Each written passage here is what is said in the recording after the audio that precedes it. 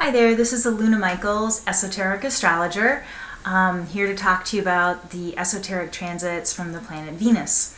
So a lot to talk about. Hopefully I don't overwhelm you with some details, but first of all, let's talk about Venus from the esoteric perspective, because you know generally that Venus is the ruler, in a general sense, of Libra and Taurus. In the esoteric way of doing astrology, Venus rules Gemini, which is kind of interesting. But part of what this is about is that when you move to that esoteric level and you're more on that spiritual path, Venus becomes, instead of that idea of acquiring and stuff that it can be in Taurus and Libra, it's about raising the mind, Gemini, to higher levels, to the level of the soul. And there were some things to read to you from Esoteric Astrology by Alice Bailey. About this kind of concept that, so on the esoteric level, Venus is she says, stands for the emergence of the love principle through the power of the mind. And that Venus in the esoteric is the intelligent mind, and because the intellect, having been developed and used, must now be subordinated to the higher power of the soul, the spiritual intuition. And this idea that regular life, we can think of that as karma, the third dimension, and I want to talk also about being in the opposites, and I think I should have shown you another book called Spiritual Power Tools by Jane Elizabeth Hart that you could look into for more information about the opposites. But that idea of regular relationships being the opposites, I'm happy, I'm sad, me, you, and all this sort of thing that Venus can represent. On this higher level, it's about moving from karma and that basic third dimensional situation into a fourth dimensional law of loving understanding, that the heart of the soul is penetrating the mind, and that you're looking at life really differently when you're on that esoteric level that Venus is representing. So even though Venus transits move, of course it happens very quickly. Venus has a year-long orbit, like basically like the Sun and Mercury, and so a transit's going to happen really fast. So we want to look at not just the regular Venus transits, but progressions. That can be a planet working with your progressed Venus in your chart, or a progressed planet working with your own Venus sign, or like I just had my progressed Venus move over my natal Sun sign. Like that's something that could be also seen as a transit of Venus. Another important factor is to look at retrograde patterns of Venus, which we'll get into in a little bit. I just wanted to see, there were some other ideas here. Oh, this one was real interesting about that spiritually the task of Venus is to reunite the severed lives, but with no binding thread. And what she means there is that when you start to work with Venus and you're on this esoteric level, you can start to see past lives or understand how people have been in your life from previous incarnations. And that idea of not just binding to it, but be able to heal it with that loving understanding that the esoteric Venus is representing, instead of, I just want my needs better, I want to be happy or feel good, or kind of basic Venus stuff. So that idea that you're reconstructing your history with others, but not attaching to them with more karma. And the way out of the karma is that loving understanding. Hang on one second. I want to show you the book. Sorry about that. Jane Hart's Spiritual Power Tools. This would be a great book to get when you're working on these kind of concepts of karma coming up in your relationships.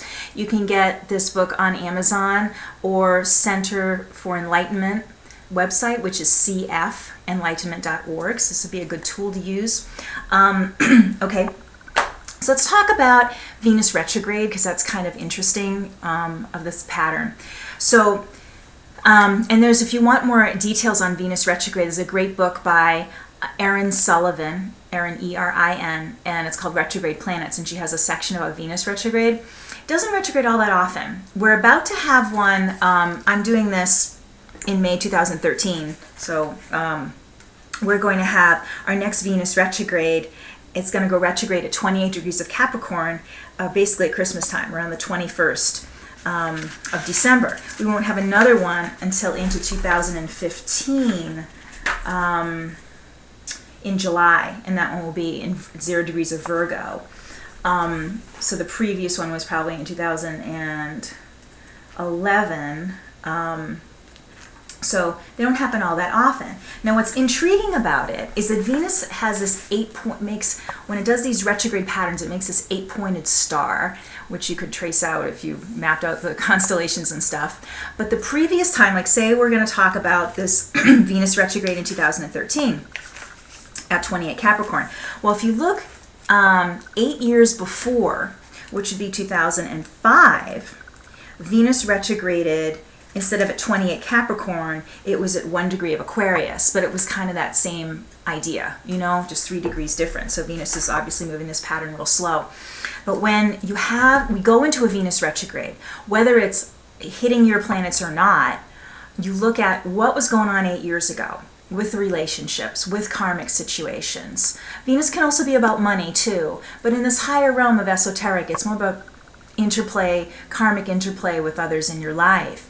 So it's a really good time to do meditation during these Venus retrogrades, do some writing about people that have been in your life or who were in your life 8 years ago, what your expectations were at the time, and how you can see your loving understanding being on those events.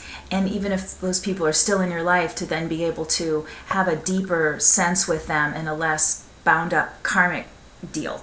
Of course, if that planet, that Venus retrograde is exactly on my own Venus, which is 28 Capricorn, that's like, wow, that's super important to look at.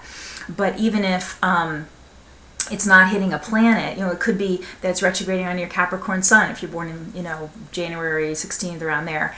It could be squaring your moon. Those are things to look at, but it's going to retrograde somewhere. So whatever house it's retrograding in, you could look at those kind of concepts. And let me just tell you too, that the Venus retrograde starts the 21st of December, and it goes through basically February 1st. And then it does its catching up with itself, so it covers new territory starting early March 2014.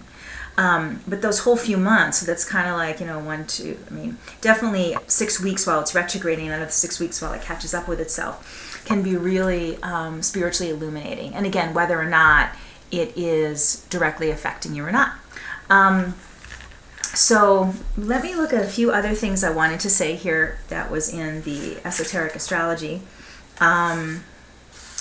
The idea of the mind moving into intuition and just regular intellect moving into wisdom, that Venus is about that wisdom, and seeing it like, how am I being guided?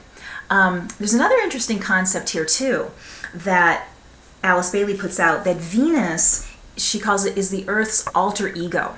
Kind of like that she has this idea of sacred planets, just like people are moving in initiations, individuals are moving ahead and achieving levels of spiritual mastery bit by bit, that planets are also taking initiations, kind of as the collective energy of the people on the planet. Or that doesn't make sense because there aren't people on Venus, but we know of. But it's the vibration of the planets. This is a little maybe out there. But the idea that Venus has already achieved mastery on a certain level and is like the helper of the Earth.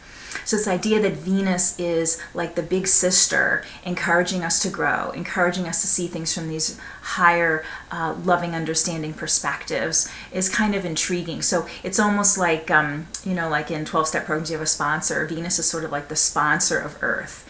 So it kind of changes things when you just think, Venus transit's no big deal, it happens in 2 days or whatever. But it's, looking at your own relationship with Venus as these other things happen. And of course, having transits to Venus are going to be longer transits, say it's a Pluto transit to Venus or Uranus or something, looking at those and seeing what house your Venus is in, the angles it's making to other planets, and how your soul is here to grow with connecting with others.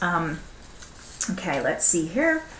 A lot of this is about the sacred planets. I want to talk about the going beyond the opposite. So Venus, when it moves into Gemini, really is helping you work on moving from this idea of opposites, the good, bad, and happy, sad, and I love them, I hate them, or so it it almost, when you get into that spiritual path, it makes you make your relationship so crazy because your soul really wants to be rid of this back and forth karma. So it could seem more extreme. You could have more intense feelings about people, or even with yourself and your self-image and things like that, because it's almost like you want to just be so tired of it that you can move into this idea of viewing things from this higher perspective that we talked about. Okay. Another thing to look at, just thinking about relationships, and this can be romantic relationships or just any sort of interplay, but where that person's Venus is in relation to yours, and noticing again how they're evolving, what's their soul about. Alice Bailey says here that take advantage of the Venusian influence to use the mind as the reflector of soul purpose. So my purpose is this. I'm involved with this person very deeply whose purpose might be slightly different, and how to blend our purposes or honor that person's purposes. So looking at their own Venus placement and the transits there, and again, maybe even the small transits that come up, looking for those when Venus is going to hit their sun, or Venus hits their own Venus, or Venus conjuncts their moon or squares the moon. Like, even those small things can give you insights. You don't want to get crazy with astrology and look at every day things are happening, but like again, especially those Venus retrogrades, we want to look at those if it's going to retrograde over a planet. Okay, so I think that's all I have to say to you about that. I hope this wasn't too complicated, and to know that Venus does want you to feel love and fulfillment. But watching out for those karmic traps, because Venus often can pull you in because of that. It's attracting you into the thing you want to heal. So doing some inner work before you're getting started in relationships, before you have extreme feelings for somebody one way or another. What is my soul trying to tell me about this person, or about this pattern I have with people, whether they're fulfilling my needs or not. And the idea isn't that Venus doesn't want you to get your needs fulfilled, but it's the highest need is to see the karmic pattern and to feel that you are operating free from karmic pulls, and that you're having more of a intuitive choices rather than just, well, that makes sense, because it makes sense in the third dimension, but then there's a karmic underpinning that can make you not be so fulfilled in the end. So that's what Venus is always trying to push you toward. Okay, so any questions, please contact me at my website, alunamichaels.com. You can leave a comment for me on the YouTube, and I hope I've helped you understand Venus and Venus transits a little more. Bye.